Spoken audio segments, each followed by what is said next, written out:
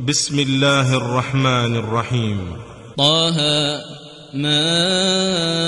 أنزلنا عليك القرآن لتشقى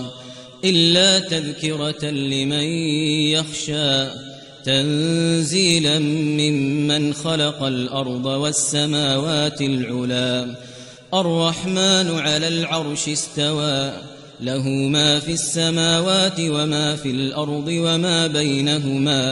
وما بينهما وما تحت الثرى وإن تجهر بالقول فإنه يعلم السر وأخفى الله لا إله إلا هو له الأسماء الحسنى. وهل أتاك حديث موسى إذ رأى نارا فقال لأهلهم كثوا إني آنست نارا لعلي آتيكم منها بقبس أو أجد على النار هدى فلما أتاها نودي يا موسى إني أنا ربك فاخلع نعليك إنك بالوادي المقدس طوى وأنا اخترتك فاستمع لما يوحى إنني أنا الله لا إله إلا أنا فاعبدني وأقم الصلاة لذكري إن الساعة آتية أكاد أخفيها لتجزى كل نفس بما تسعى فلا يصدنك عنها من لا يؤمن بها واتبع هواه فتردى وما تلك بيمينك يا موسى قال هي عصاي أتوكأ عليها وأهش بها على غنمي ولي فيها مآرب أخرى قال ألقها يا موسى فألقاها فإذا هي حية تسعى قال خذها ولا تخف سنعيدها سيرتها الأولى واضمم يدك إلى جناحك تخرج بيضاء من غير سوء آية أخرى لنريك من آياتنا الكبرى اذهب إلى فرعون إنه طغى قال رب اشرح لي صدري ويسر لي أمري واحلل عقدة من لساني يفقه قولي واجعل لي وزيرا من أهلي هارون أخي أشدد به أزري وأشركه في أمري كي نسبحك كثيرا ونذكرك كثيرا إنك كنت بنا بصيرا قال قد أوتيت سؤلك يا موسى ولقد مننا عليك مرة أخرى إذ أوحينا إلى أمك ما يوحى أن اقذفيه في التابوت فاقذفيه في اليم فليلقه اليم بالساحل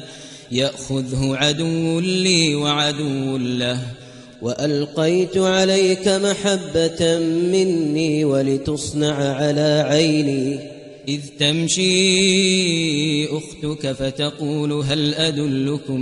هل أدلكم على من يكفله فرجعناك إلى أمك كي تقر عينها ولا تحزن وقتلت نفسا فنجيناك من الغم وفتناك فتونا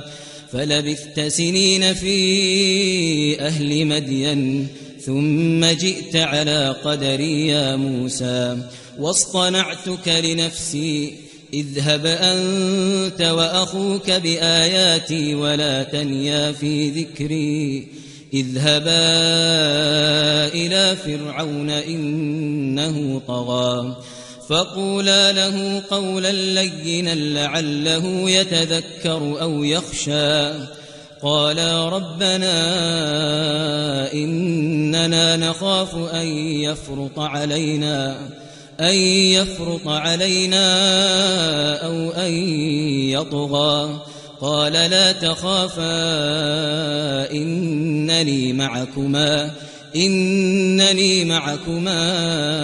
أسمع وأرى فأتياه فقولا إنا رسولا ربك فأرسل معنا بني إسرائيل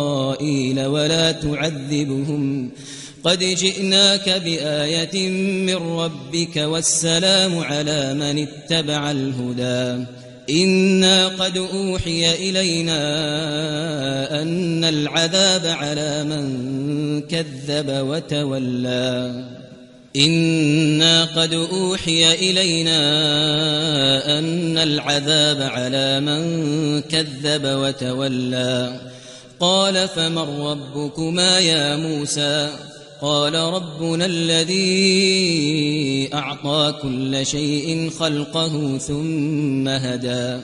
قال فما بال القرون الأولى قال علمها عند ربي في كتاب لا يضل ربي ولا ينسى الذي جعل لكم الأرض مهدا وسلك لكم فيها سبلا وأنزل من السماء ماء فأخرجنا به أزواجا من نبات شتى كلوا وارعوا أنعامكم إن في ذلك لآيات لأولي النهى منها خلقناكم وفيها نعيدكم ومنها نخرجكم تارة أخرى ولقد أريناه آياتنا كلها فكذب وأبى قال أجئتنا لتخرجنا من أرضنا بسحرك يا موسى فلنأتينك بسحر مثله فاجعل بيننا وبينك موعدا لا نخلفه نحن ولا أنت مكانا سوى قال موعدكم يوم الزينة وأن يحشر الناس ضحى فتولى فرعون فجمع كيده ثم أتى قال لهم موسى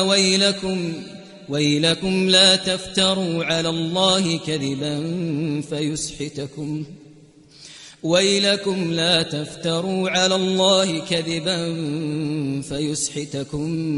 بعذاب وقد خاب من افتراه فتنازعوا أمرهم بينهم وأسروا النجوى قالوا إن هذان لساحران يريدان أن يخرجاكم من أرضكم بسحرهما ويذهبا بطريقتكم المثلى فأجمعوا كيدكم ثم أتوا صفا وقد أفلح اليوم من استعلى قالوا يا موسى إما أن تلقي وإما أن نكون أول من ألقى قال بل ألقوا فإذا حبالهم وعصيهم يخيل إليه من سحرهم أنها تسعى فأوجس في نفسه خيفة موسى قلنا لا تخف إنك أنت الأعلى وألق ما في يمينك تلقف ما صنعوا إنما صنعوا كيد ساحر ولا يفلح الساحر حيث أتى فألقي السحرة سجدا قالوا آمنا برب هارون وموسى قال آمنتم له قبل أن آذن لكم إنه لكبيركم الذي علمكم السحر فلأقطعن أيديكم وأرجلكم من خلاف ولأصلبنكم في جذوع النخل ولتعلمن أينا أشد عذابا وأبقى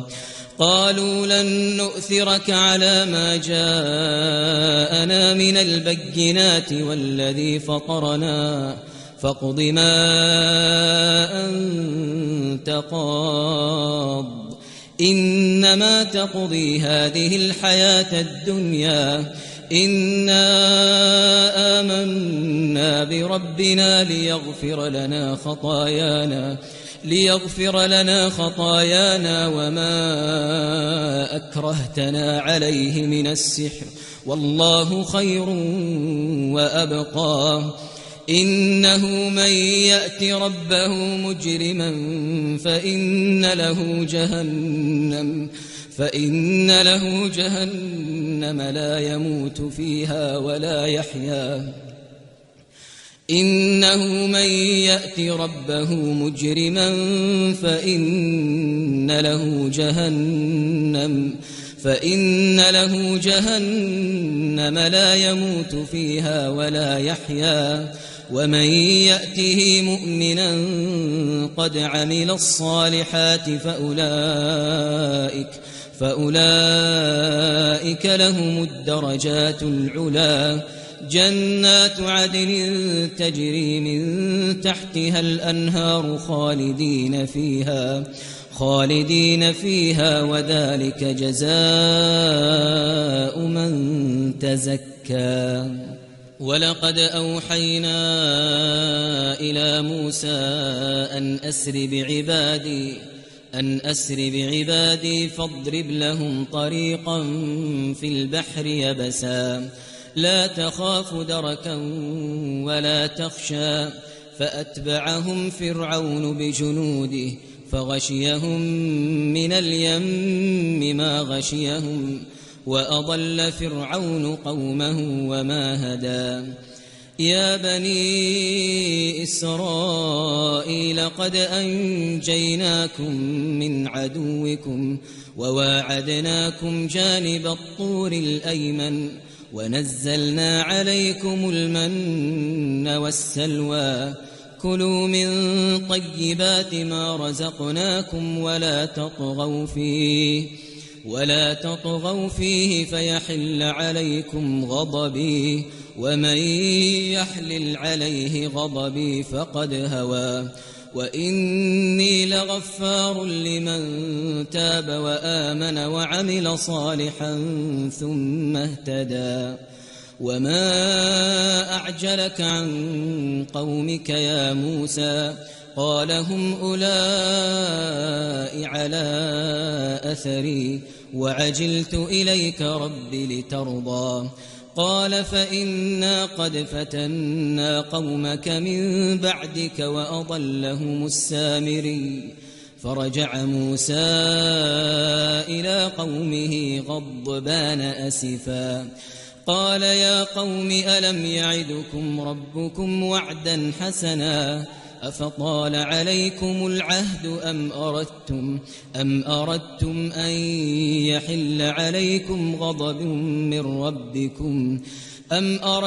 أن يحل عليكم غضب من ربكم فأخلفتم موعدي قالوا ما أخلفنا موعدك بملكنا ولكننا حملنا أوزارا من زينة القوم فقذفناها فكذلك ألقى السامري فأخرج لهم عجلا جسدا له خوار فقالوا هذا إلهكم وإله موسى فنسي أفلا يرون ألا يرجع إليهم قولا ولا يملك لهم ضرا ولا نفعا ولقد قال لهم هارون من قبل يا قوم إنما فتنتم به وإن ربكم الرحمن فاتبعوني وأطيعوا أمري. قالوا لن نبرح عليه عاكفين حتى يرجع إلينا موسى. قال يا هارون ما منعك إذ رأيتهم ضلوا ألا تتبعن أفعصيت أمري. قال يا ابن أم لا تأخذ بلحيتي ولا برأسي إني خشيت أن تقول فرقت بين بني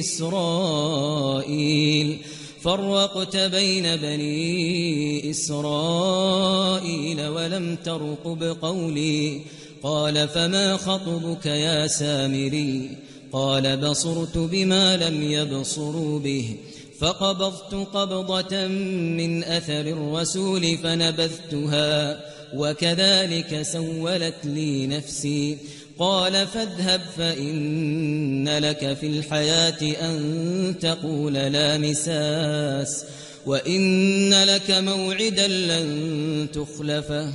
وانظر إلى إلهك الذي ظلت عليه عاكفا لنحرقنه ثم لننسفنه في اليم نسفا. إنما إلهكم الله الذي لا إله إلا هو وسع كل شيء علما. كذلك نقص عليك من أنباء ما قد سبق وقد آتيناك من لدنا ذكرا. من أعرض عنه فإنه يحمل يوم القيامة وزرا خالدين فيه وساء لهم يوم القيامة حملا. يوم ينفخ في الصور ونحشر المجرمين يومئذ زرقا يتخافتون بينهم إن لبثتم إلا عشرا. نحن أعلم بما يقولون إذ يقول أمثلهم طريقة إن لبثتم إلا يوما. ويسألونك عن الجبال فقل ينسفها ربي نسفا فيذرها قاعا صفصفا لا ترى فيها عوجا ولا أمتا. يومئذ يتبعون الداعي لا عوج له وخشعت الأصوات للرحمن فلا تسمع إلا همسا. يومئذ لا تنفع الشفاعة إلا من أذن له الرحمن ورضي له قولا. يعلم ما بين أيديهم وما خلفهم ولا يحيطون به علما. وعنت الوجوه للحي القيوم وقد خاب من حمل ظلما. ومن يعمل من الصالحات وهو مؤمن فلا يخاف ظلما ولا هضما. وكذلك أنزلناه قرآنا عربيا وصرفنا فيه من الوعيد لعلهم يتقون أو يحدث لهم ذكرا. فتعالى الله الملك الحق ولا تعجل بالقرآن من قبل أن يقضى إليك وحيه وقل رب زدني علما. ولقد عهدنا إلى آدم من قبل فنسي ولم نجد له عزما. وإذ قلنا للملائكة اسجدوا لآدم فسجدوا إلا إبليس أبى فقلنا يا آدم إن هذا عدو لك ولزوجك فلا يخرجنكما من الجنة فتشقى إن لك ألا تجوع فيها ولا تعرى وأنك لا تظمأ فيها ولا تضحى فوسوس إليه الشيطان قال يا آدم هل أدلك على شجرة الخلد وملك لا يبلى فأكلا منها فبدت لهما سوآتهما وطفقا يخصفان عليهما من ورق الجنة وعصى آدم ربه فغوى ثم اجتباه ربه فتاب عليه وهدى قال اهبطا منها جميعا بعضكم لبعض عدو فإما يأتينكم مني هدى فمن اتبع هداي فلا يضل ولا يشقى ومن أعرض عن ذكري فإن له معيشة ضنكا ونحشره يوم القيامة أعمى قال رب لم